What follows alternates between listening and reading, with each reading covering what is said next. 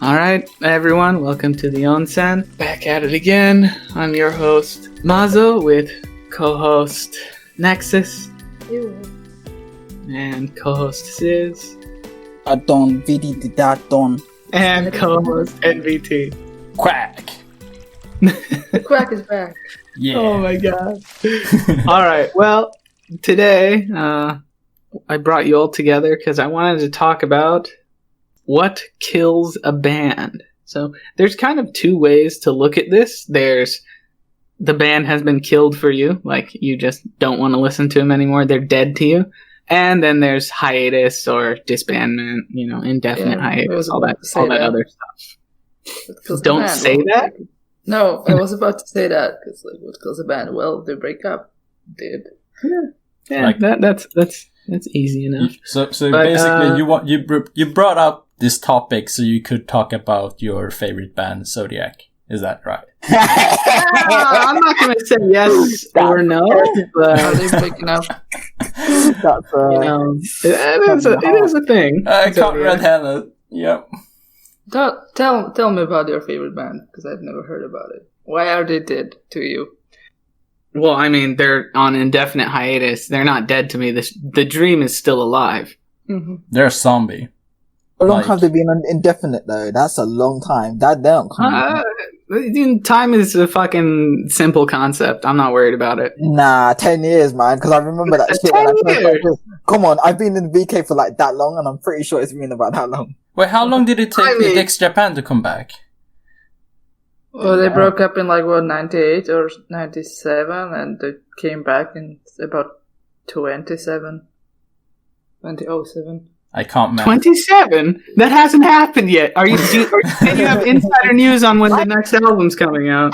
Well, it took Lunacy. That's probably the date of the new album, honestly. It took Lunacy 10 years to come back. So Japan took about 10 years. So the dream is not dead, I guess. The thing is, though, we are talking about relatively successful bands. Was Zodiac shit? Zodiac was probably one of the best bands around at the time. Ice, which is the singer, he's jumping around doing some random shit, I think. Oh, he's from that? Yeah. Ice was originally from Zodiac. I don't know if he did anything before that, and he was originally called Eros. Last time I heard about his activity, which was years ago, was that he was looking for potential band members, if I remember correctly, or that he was also available for entertainment job. I think he was not to start rumors or anything, but from the history that I know of Zodiac, where they had a bunch of people leave before, Eros was the only one who ever stuck around, and I kind of got the impression he might be hard to work with, because the first iteration of the band, he was the only one who was unmasked. Everyone else was wearing cloaks and stuff. So he's always been the center of attention. Okay, so that was intentional for him to stand out like that? Yes. Okay. Then he went to Well, it seemed that way. It could easily be that the other band members didn't want to stand out, so I can't say for sure. I thought you meant everyone was wearing masks, but he was like, nah, I don't like mask. No, when they first debuted, it was on New Year's Day. I forget what year it was, but he was the only one who wasn't wearing a mask, and later on, everyone was still wearing a mask for a while, and he was uncloaked, and eventually, the rest of them were unmasked and uncloaked, but he was the only one who pretty much from reveal didn't have one. Okay, but so back to the topic, do you still think they have a chance to come back? Because as we compared, X-Japan and Lunacy, even if it took them 10 years, they're already relatively successful, but Zodiac was pretty underground. What are you trying to say? But, it would be great if for some reason they came back, but I think unless Ice reaches some kind of notoriety or fame, I think it's very unlikely that he'll call up his old mates and be like, hey, let's do that Zodiac thing again. Especially because all the stuff he does now sounds absolutely nothing like Zodiac. Yeah. I just want to say that when you're left with like just one member of the band and all the members leave, that shows there's a serious problem, I think. And so that I believe like once that happens, it just fucked for like I can't remember what band it was. Oh, fuck. There was a band. Are you thinking of Orochi? Because those... Don't talk shit about Orochi. He's working hard. There was another band where it's Genova. I can't remember the vocalist's name. Twice, the only one in the band, and all the band members have left. That sounds a lot in here for some reason. But like Orochi was later like jumped. They later changed name to like SOMEI-YOSHINO, and now there's like new band members. So in their case, they went down to one member, but they still alive even to this day. Interesting. Oh yeah, I just want to say it's Naru. Was part of Biosphere, and then people left, and he was the only one left. And then there's Delio, and then all the band members left apart from him. Now he's in Genova. I mean, yeah, like you said, it is kind of troubling when it's just one member that's left, especially if it's the vocalist. Yeah.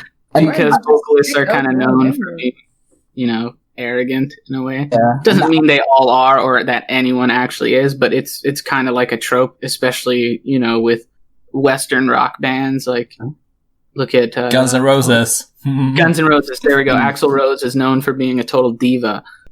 Yeah, that also happened with Ayabi as well, which I would say they're pretty big as well, in the scene. Who? Ayabi with you.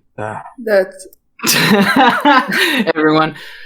Jesus fuck. But I don't think they're Here's the that well thing. known anymore. Like only like the old VK fans know Yeah. about them. Yeah. I'm an old VK fan, and I pretty much only know the names. You're just old, okay? That's it. So what I've got a few things to list. So like when bands release material in quick succession, so for me it's like Pentagon, Dadaroma, but it technically on hiatus. Mejibre, they went full force, and you know I can't help but feel that was like out of burnout amongst other things. Then there's other cases where like bands lose a member and then like they feel they can't continue without said member, like they've been fucking childhood friends for however long, and then they're like, we can't go on, or like a member passes away or something like that. Well, that shit, that's a different level. And let me tell you something. The curse of European tours. Absolutely. Yeah. Oh, yes. Yeah. That's A all. band- Notice how Deviloof canceled theirs. A band, everything's fine, they get along, they go on the European tour, within the year they're dead. Yeah, it's crazy. It's not just VK, because it happened when Riol played at Hyper Japan. Yeah. We were asking them about like future activity stuff. Yeah, I forgot about that. Yeah. Yeah, and they were dodging the question, and I had no idea at the time, so I was like, okay, maybe they're like not really ready yet to reveal it, but like it was mainly just that they wanted to dodge the question because they had no future. Do you think it's, but that brings me to thinking that maybe it's not like quite the curse of European tours, but like the European tour is a symptom, because they're like, well, we're probably going to break up soon, so let's do Europe and then fuck it. Yeah, exactly Yeah. that. Yeah, that's Yeah. it. So Exactly it's that. not the European tour that causes it, but like, yeah. That's a really interesting point. Same with like Death Gaze. It's like, Death Gaze well, on we either do tour. it now or never, so let's do Europe and then fuck you all. Yeah, as I said, it was the same thing with Death Gaze. I actually saw them on their last gig in Europe, but I think they had some gigs in Japan before they really disbanded. Yeah, they didn't disband. They're on hiatus. They went on hiatus. Yeah. But the thing is that they were like, okay, we're gonna do it. It's 10 years anniversary. Let's go to Europe. And then they went on hiatus, and they was like, okay, well, we'll see what happens then. Well, here's a question for you. Can you say they're disbanded now if the singer's band is doing covers of Deathgate stuff. Like, Okay, seems like so when you're covering your old shit, your old band is good and gone. when you say that, so just to give context, Errol, the band that the vocalist I of Death Gaze is covering songs of Death Gaze. Mm-hmm. But I don't know if he's like the composer. Not quite sure, but there's always cases of this, and I find it so weird. Like, why would you do that? Like, what can you do to make it better? It's like, dude, if you listen to that is all the time.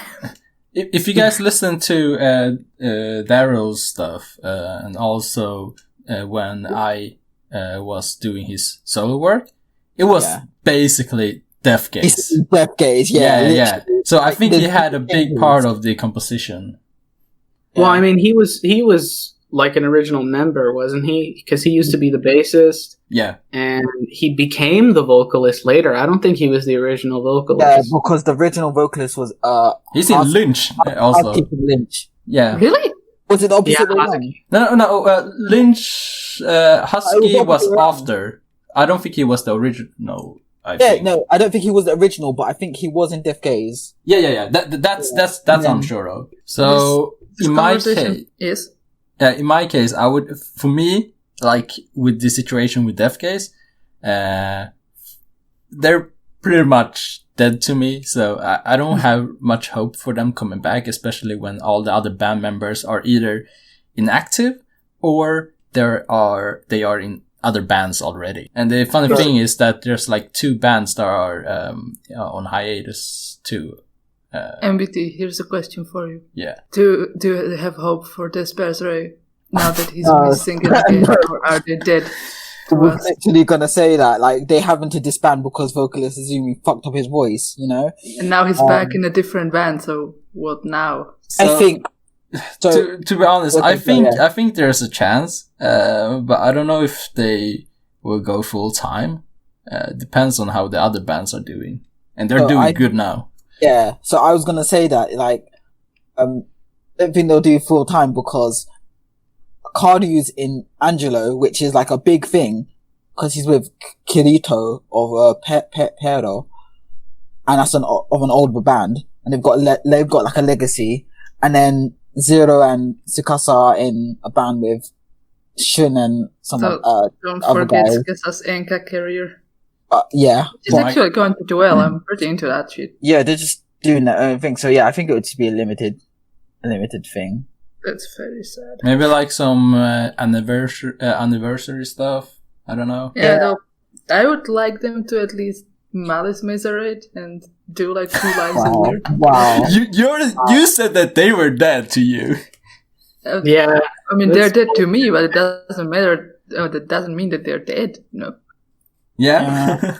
That's a difficult one because of how everything went. So. Oh, wait, so Nexus, you think they're dead because they don't release any music? Is that the case? Yeah, kinda. What? But they still play shows. Hey, they released a DVD recently, so there's something happening. Yeah, but it's not like new music, when was though. the last time Rolling Stones released a new album? They're not dead. But yeah, Mana's other band doesn't really release music either, so I think Mana just like doesn't really do music right now. How does he even earn money? Like, is it all from like the gothic stuff? I think so. Yeah, it costs a lot, you know? Yeah, it's fucking expensive, dude. There's so much money. Yeah, it costs a lot. People buy it, like, people love, like, they will sell that shit out, you know? I can tell you. I'm currently hiding my €50 phone case from Mana. It's like Apple in the VK scene. But talking about Mana and his bands actually inspires me, because wanted to tie this question to what we were talking about before. I think that can kill a band, in my opinion, is changing the singer. Like not kicking out a member specifically, but specifically the singer and taking it a different one. As well. If they went from, so I've only just recently like listened to like everything Malice Miser, so, and I could see that difference like so strict, like, because in so many bands it happens that once you specifically replaced the vocalist, it's suddenly a different band. Wait. Wait. How about Jupiter? Yeah, that's one of the bands I would list in. They didn't change Changing them. the vocalist. Yeah, but essentially they changed the vocalist more or less because they couldn't continue as Versailles. Yes, The sound hasn't. but also that's. I kind of feel like when I kind of feel like when Versailles split up, Kamijo continued being Versailles and Jupiter is. Because if you listen to Kamijo's solo stuff and Versailles and Jupiter, Kamijo is the one that sounds like Versailles. If I'm honest with you, he done the same thing with Loreen, the previous band he was in. So it wouldn't surprise me. I think Kamijo just might be hard to work with. I think he might be. Yeah. No, seriously, I think that might be the case because Loreen, I think the members left except for him. Literally. Yeah. So. To the thing we were saying before, Kamijo is probably just impossible to work with. Yeah. Oh well. But yeah, that's. I think. Didn't Jupiter replace like all of their members, like half of their members after? Yeah, the original members are 4 Hisaki? members of Versailles, and now. Yeah, I mean it was Hisaki and also Teru. Masasaki. Jesus. Wow, sorry. Masashi. That's it. Masashi is not longer in the band, right? No, he's not in there because he was replaced by Rushi, who was from Killing F. Then now he's being replaced. He left, and now he's being replaced by somebody else. And they've got a drummer. Jupiter is kind of dead, in my humble opinion. What? They toured like a year ago in Europe. They're not. Well, but once you start like replacing members like a lot, like you replace your OGs and then it doesn't work, so you replace again. I don't think so. If you have your core composers, I think you're perfectly fine. You're perfectly alright. Is Hisaki like the main composer? I think Hisaki must be. Is Hisaki and Teru in it? It's that marriage. So that marriage breaks. Even if they're not dead, it's still kind of like a side hustle, right? Is it really? I don't think their so. main hustle then. Versailles isn't exactly active. Yeah. But Versailles was going to be active until the Corona stuff came around. Really? They had to cancel their release, right? Wasn't that just like a one-off performance as well? Like they were going to perform at Nippon Budokan as well. I don't know if it was like a continuous thing. I'm pretty sure they're also Malice Misering it. Okay. Wow. Shit, you're making a term. You're shitting on your own favorite band. No, it's that just means that they're like kind of together, but only get together for one of lives. Kind of like Japan and other bands of the like. And their guitarist is sitting at home just playing games. Is that so? How long have you been waiting for that album? I'm not going to talk about this. I'm not talking about it. Literally. Sis would just get irrationally enraged. Triggered. Done. Sis gets triggered by X-Japan's albums. Or rather, non-albums. Sorry, I was going to also mention, like, there are bands who just don't do anything for, like, more than a year and just disbanding, like, alls. Or like a member steals something, or they break a contract, or they date someone outside. The list could go on. So, you know, I don't know what about dating in JROCK. I thought there was a K-pop thing. Wait, what did you say? What in terms of like dating and band members stealing stuff and like breaking contracts and so on. Oh, okay, yeah. Oh, yeah, that's been happening, though. Like, we can't contact him for 2 months. He's been locked inside his apartment ordering pizza. Yeah, with Undo, I think that was. It's like, it's getting boring at this point because it's still, like, it's the same thing over and over again. But that's what makes it so interesting, I think. I think that's what... I'm not about the drama. Look, listen. Okay, I think Visual-kei has just been known for this kind of thing. So it's just, I just take it on my shoulder, you know, it's just a thing that happens. But there are, like, it does happen in normal, like, pop music as well. you know? Like, I can't remember I'm just trying to think of, was it Kanaboon? There was that a guitarist guy who was part of some, like, religious organization. Whoa, that shit is and deep. he was sleeping with some other girl, and then he had to leave the band, so. Isn't that why X Japan broke up? Because Toshi basically. got into a cult or something? Basically. That shit goes real deep as well. Yeah. I mean, there's multiple things, you know. Wasn't that also one of the reasons why Toshi couldn't keep his name? Because he's writing his name with an L at the end to represent an I. Toshil? Oh. Yeah, it's stylized that way. I don't know the details actually, but there was a thing with the writers where I forget who it was. One of our writers was like, "Is that a fucking L?" Yeah. I honestly didn't know that. Yeah, it's an L. Okay, wow. Do you think there's like any bands that you think that are going a bit too fast that have a chance of disbanding? To speculate, I guess. I think there's one funny thing that, for example, there's also a different aspect that bands who reach the top, but they disband. Which band would that be for you guys?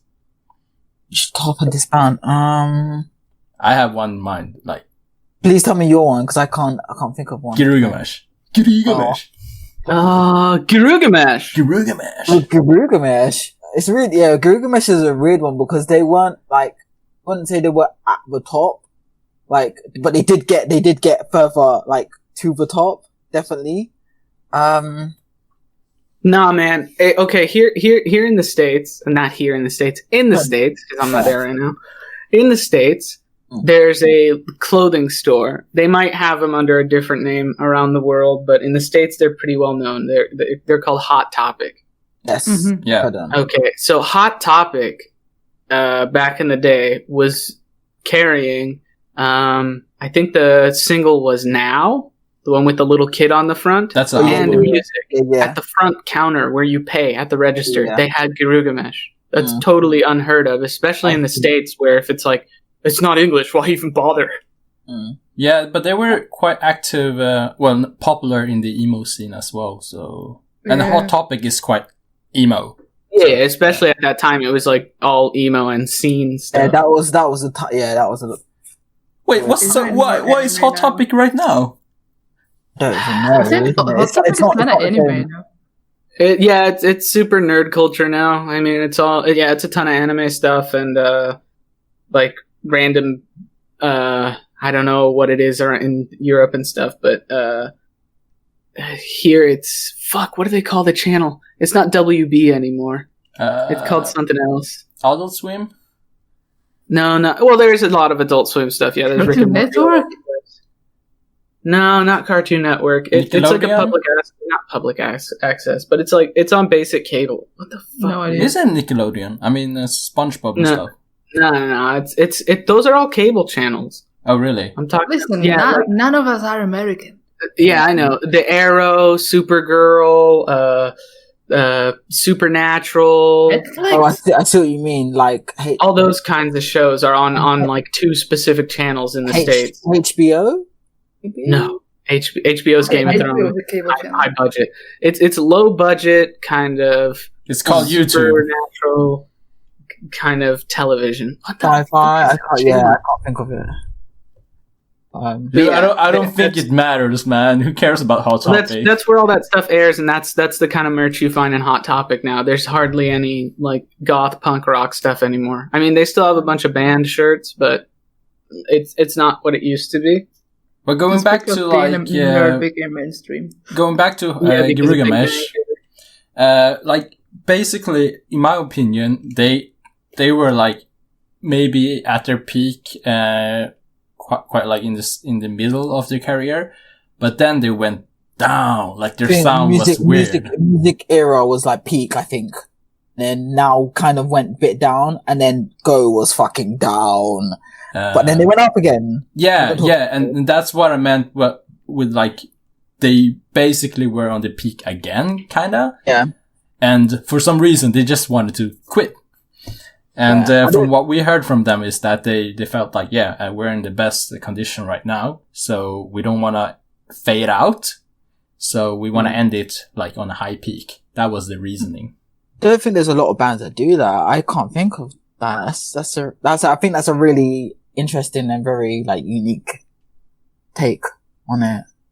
I think they were just interested in other things, like when they felt like, we've done a lot with this band, so maybe we should try to move on. Yeah, obviously there's always that aspect of it, which I completely agree with that, you know.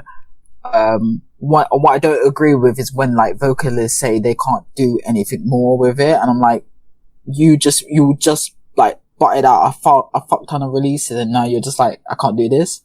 So yeah, I don't know what you mentioned though about them going up, hitting a peak, going down, then going up again. I feel like with a lot of bands, especially with my personal taste, that happens all the time. And then I find out like a couple months or maybe a year or so later, they're disbanding or going indefinite hiatus or something. It happened for me with Mejibre. I loved Mejibre, and then they released Emily. Happened with me for Dada Roma. I loved Dada Roma, and then they released something I didn't like. And then the releases subsequently for me weren't for me. I wasn't into them, and now they're going away. Pretty much any, especially in that kind of like new age VK type scene. Fucking every band I get into, within 2 years, they put out a release that I fucking hate, and it kills them for me. And then it's only a matter of time before they're like, "Oh, we're sorry, guys, we're going away forever now."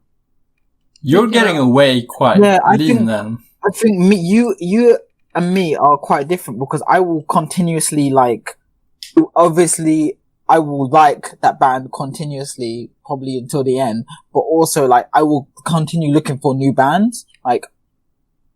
And then it'll be always fine, which is, I mean, it's another topic, but like, yeah. I never have that problem. Wait, to replace them or just to keep yourself kind of like active? Yeah, no, I just continuously look for other bands, really. But that's not what we're talking about, though. I'm saying once a certain band puts out a shit release, they're dead to me. And yeah, I'll look for other bands. Obviously, that's how that works. But what I was getting at is, they're dead to me. There's no point in really going back to them. You were talking as if when they put out a bad release, in your opinion, you'll keep trying with them. I was saying that we are like the opposite, you know? But the way you just described it is we're exactly the same. Massive. So you're like, your policy with bands is literally like one strike. Once you hate one release, you're just like, fuck you. It's not as one strike, which, you know, I'm pretty harsh as a critic. If I don't like something, it's usually like, yeah, I'm fucking done, and I'll like wait for a new release and like listen to like half a track and pass judgment like immediately.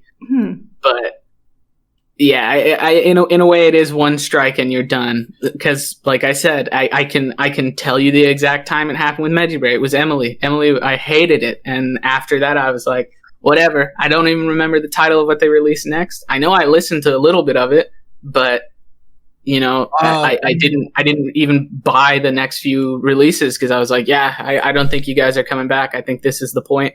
That's very scary for a band. I mean, what if they want to like change pace and make a ballad like for just one release? They're looking for a new fan base. I think Emily was a ballad, wasn't it? It was. Yo, shit, man.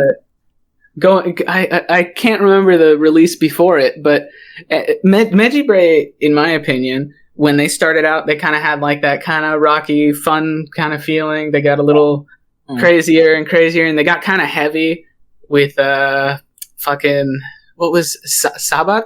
What I think was the release. Yeah. Sabot had a little bit of heavy stuff going on, and then like boom, ballad, and I was like, "What the fuck, guys?" So I was like, "Fuck you guys! I don't need to stick around for this bullshit." And sure enough, I'm sure plenty of other people felt that way.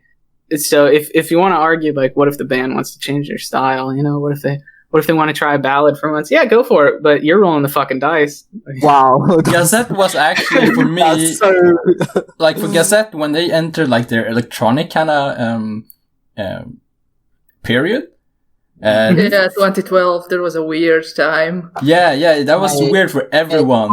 Yeah, we were all like, What the fuck is this? Auto-tuned Rookie. Yeah, I was kind of waiting for it to pass, and like. Fortunately, it did. Yeah. And it's incredible how they kind of changed their direction completely. Because now it's very hard. I read somewhere that the 2012 era was so weird because like the other members didn't want to work on shit, and so Rookie made almost all of the stuff by himself, which is why it's so Rookie. You know, he even asked Ted Lloyd to help him, the electronic guy. That explains a lot, actually. Yeah. Those songs like some of those songs on there bang, so I forgive him for that. But Vortex is pretty good. Oh, really? That's one that I hate. Really? Well, you hate Gazette, so you hate Gazette. So yeah, I overall I'm not a Gazette fan, but there are songs that I really like, especially like a lot of the really early stuff when they had a very punk type sound. I really like a lot of it. Yeah, and then early Gazette. What was it? Inside Beast is probably one of the best singles ever fucking released by anyone. Wait, that one's new. Relatively. Yeah, that's a new one. That's what I'm saying. I like a bit of their catalog. And then Dogma is up there as one of the greatest albums in JROCK, in my opinion. Dogma is the peak. Wow, I mean, peaked. They will never top it. So, don't really agree with that. if you are about to argue that there's anything better by Gazette than Dogma, there are two of us, and I'm not going to listen to you. I'm just saying, a very good concept album. Very good. They stuck to that concept, and I'm happy they did, but it's not an album for me. Okay, can we vote kick Sis? Yeah. F1. Fine, but yeah, I feel that's a thing that happens. There's like this peak and then an immediate, like, not even valley, just like a descent into the abyss. The band is just done for me personally, and then eventually everyone else catches on. Do you have like a whiteboard where you like list all the bands you listen to and then you just strike them out whenever they release a band release? Fucking wish I did, but you know, Japan apartment, no place for anything. Wow. But also, there's the thing I wanted to mention, since we're talking about peaks and what calls bands, and technically inactivity. Anyone heard from Gazette in like the last year? Oh, but listen, that's fine, because Gazette, we know Gazette will be back. You know, coronavirus fucked up their 13th anniversary gig. They're probably I actually have information on that. Okay. Inside information. Okay. So why are you telling us? Off the record. No, I'm just joking. But like Rookie has been telling people already online on his social media days, they've been working on music, but it's hard because Corona shit. And also during our interviews, they always say that they try to work on albums rather than singles. It's valid. Why is that though? I don't. Because it's just their business model. I mean, in our Hakuei... I think they do better with albums. Yeah. In our interview that we translated, the Hakuei/Aoi interview, Aoi explained that they like to make albums because that's just the way they like to work, and their label allowed them to do that as well. They don't really push them for singles anymore, which I think they work better this way. But man, their B-sides are fucking sick. Yeah, but they use their singles to kind of compensate whenever they feel like the album is missing some kind of elements, so they can put that to their set list. If I recall correctly, I mean, you can always read the interview. It's there. JRockNews.com, everybody. And we're on Spotify, and we're Apple Music. Sorry, not Apple Music, Apple Podcast, and Google Podcasts. Yeah. All right, young out, guys. Yep. Yeah. All right. Well, I mean, we kind of understand how I feel about this thing because I made it known. What about you guys? I mean, I think for a band to go away for me and then eventually in the long term, like go away legitimately for everyone, it is that one release that kind of haunts them. They did something wrong and people just start leaving in droves. What do you guys think? Yeah. I was thinking of something else while you were talking, but something that came up in my mind was, for example, Egoist, the band that you don't like. Who? The duo. Just to clarify, the duo, not the Visual-kei band Egoist. But they used to release music every year, at least one release. But then they just stopped.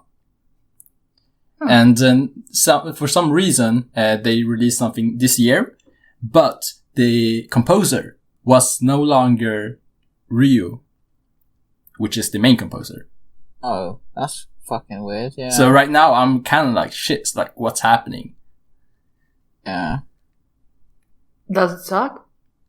It sucks, but it's still good music. It's still good music. It's not for you.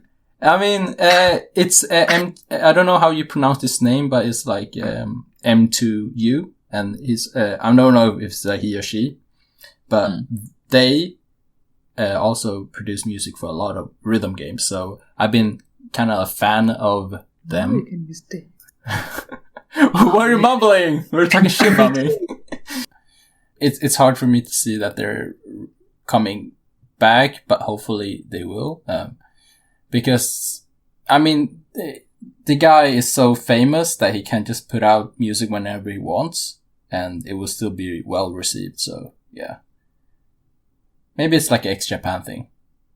Yeah, I gotta say, when it comes to Egoist, there's one thing I definitely like about them, and it's the use of red juice art. Red juice, oh, fucking sick. Yeah. Yeah. Yeah, let's talk about Comic Cat again when we met him. We did meet him. I met Red Juice. You know why? Because MBT recognized him. Shit, man. I'm jealous. It was so funny. MBT's like, "You're Red Juice?" And he was just like, "Huh?" It was like I was greeting him, and he was like, yeah, greeting me back, like we knew each other. And then he asked me, "Do I know you?" Like, am I supposed to know you? That's why he asked me. I was like, no, we met last year about, it was just like, I was a fan just buying your shit, like, at Comic last year. So it was pretty crazy. But Mazu, you got a picture with him as well. With his. Yeah, I got a handshake picture. Yeah, handshake picture. On a fucking artbook. Shit. In the course of this conversation, I finally realized what it is that kills a band for me. Tell us. Okay, let's hear it. Yeah.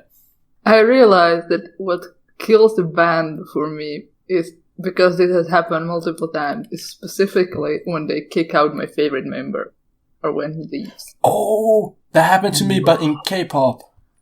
Because it happened to me with Versailles when they broke up and Kamijo became a thing. I only listened to Kamijo because I only cared about him. When Ifurichi kicked out Wataru, I stopped giving a fuck about them immediately. Do you know what? Really? Yeah. Same for like. They were like your favorite fucking thing for Yeah, but only because Wataru was my favorite member and they kicked him out, so fuck him. Wataru from which band? Sorry. What? Which band of Wataru? Ifurichi. Liplichi. I can't pronounce that shit. Yeah. I think that's the same for me for Nokobura as well. Nocturnal Bloodlust. Like, Kazuki and Daichi are gone. I'm just like, well, I can't support this band anymore. You know who my favorite member was in Nokobura? Lin, who was in the band for 1 month. Well, he's now making like a rap album, so. Like, I'm serious. I was a big fan of Lin. I was you're a fan of Abstracts, isn't it? So he was part of that band, isn't it?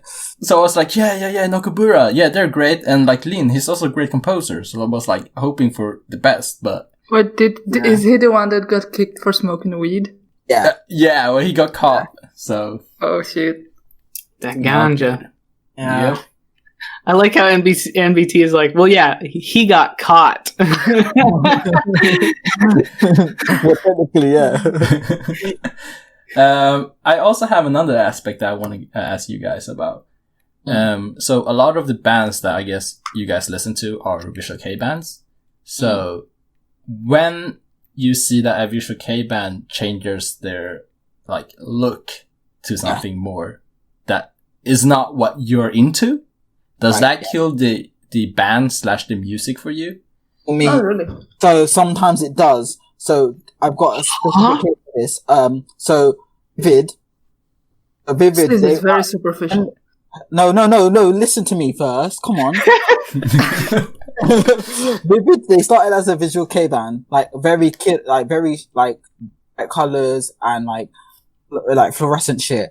And then when they went major, they toned it down completely. Like it was like completely like 180. You mean with PS Company?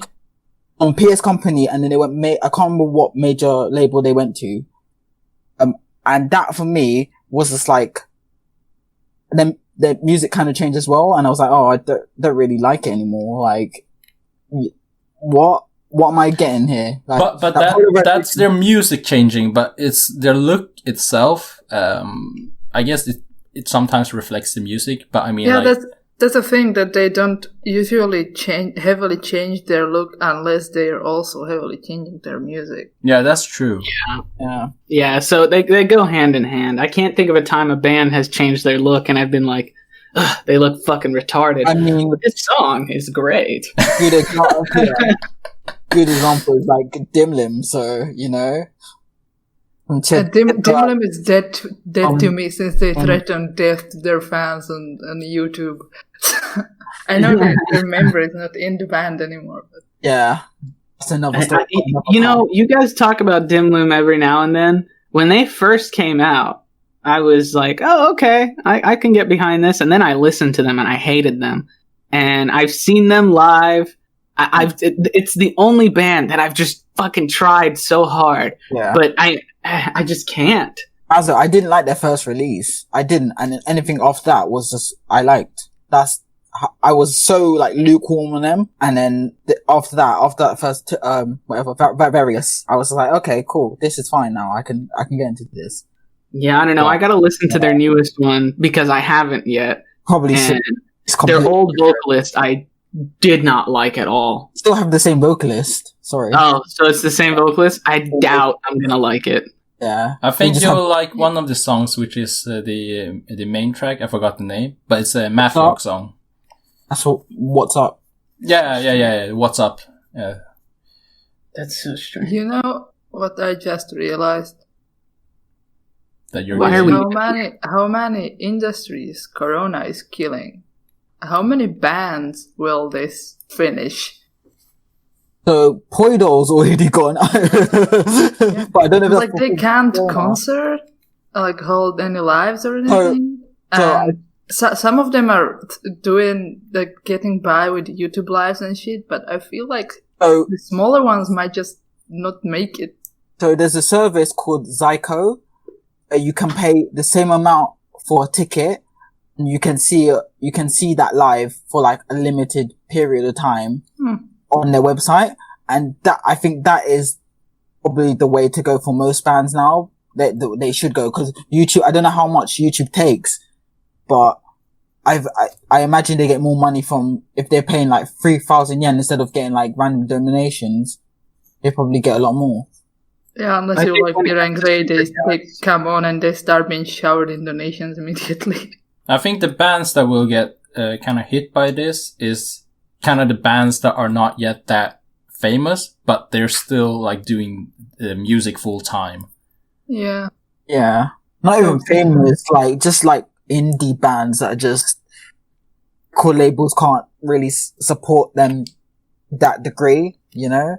Because if they don't have any lives, they can't sell any merch, they can't sell their CDs, they can't even announce a new single. You know, but I mean, if they still have some kind of like part-time job or whatever, then that's fine. I mean, they still live on. But I mean, these kind of bands that decided to go full-time and spend their time and effort on just creating music, then they're pretty screwed. Imagine if you decided to quit your real-life job like in December and go full time with your band, and then fucking Corona happens immediately. There's definitely bands that have probably disbanded because of this, or just been fucked, and will probably eventually disband. Yeah, they probably all had to go get jobs so they could eat. Well, it's not helping with these live houses closing down as well, because that decreases their chances of performing. Yeah. Yeah, Is the corona like killing live houses dead, or are they just closed because of the lockdowns? No, some of them are like really closing permanently. Jeez. Yeah, I will say here where I live in, what was it, like January, there's a shop underneath my apartment. It opened up. It closed like 2 weeks ago. It's done already. When I first moved here, there was a business that I don't know what they did. I thought Shady they helped stuff. people find apartments, but I couldn't tell if it was actually a cram school. The things I read on the side of the building in katakana were not very specific. They're gone, and there's at least one other business that I know is already gone, because not having business is killing these businesses. They're just gone. Yeah. Now we get ourselves depressed. I've seen All right, some. we're super off topic, and we've been going for a while, and I think we've kind of reached a bit of a thing for everyone, except really NBT, because Nexus, I mean, you change their favorite member, and then that's it. Sizz, it can be a bad release or so. Myself, a bad 2 seconds in a song, you better get your fucking bag. I mean, for me, it's like burnout, generally, releasing too much and then being like, oh shit, can't do anything anymore. But, When they're releasing too much, it's not like they're releasing pure fucking gold every time. It's gonna be like mediocre quality. It's technically bad releases. Yeah. So, NBT, you mentioned, Egoist and missing a year and then releasing something not that great to you, but you haven't really said what it is that kills a band. It's been quite some time that I've been extensively kind of like following a band that has gone down the bad route. And the funny part about Egoist is that Supercell also exists, which is another project by Rio. So, are they even doing anything? Yeah, they released a song called #Love. That one was released maybe last year or early this year, I forgot when. But he's active in other ways, so I haven't actually felt like this kind of disappointment in a while, I guess. I think the biggest one was Death Gaze and Girugamesh and Dispatch Ray and Unstraw. And Unstraw was a long time ago. Oh, Unstraw, that's a long time ago. For a long time ago, yeah. They were gonna play in Sweden. It was played in like UK as well. No, but they didn't play in Sweden because they cancelled it. I don't think they got too many people who were paying tickets. Let me tell you, the gig in the UK, there wasn't too many people, so I wouldn't be surprised if that was like an indication. Yeah. Yeah. It was in February as well, I think. It was like really cold. Yeah.